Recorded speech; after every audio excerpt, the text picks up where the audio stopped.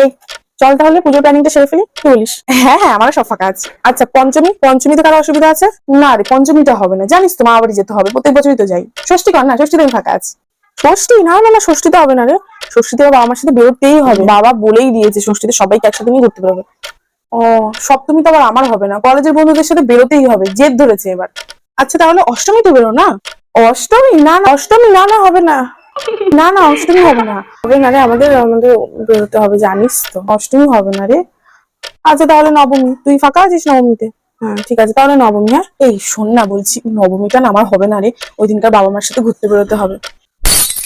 এই তোর প্রত্যেকবার তোর জন্য একটা প্ল্যানই ঠিক হয় না, একটা দিনও ফাঁকা রাখতে পারিস না আমাদের জন্য, সবসময় তো ঘুরতে যেতে হবে। সত্যি বাবা, প্রত্যেকবারই তোর এক বাহানা, তোর এই বাহানার জন্যই না কোনোবার প্ল্যানটা হয় না, দেখবি তুই। ছাড়, পরের বছর করবো, ওখানে বাদ দে, এবছর তার বেরোনোই হলো না তোর জন্য।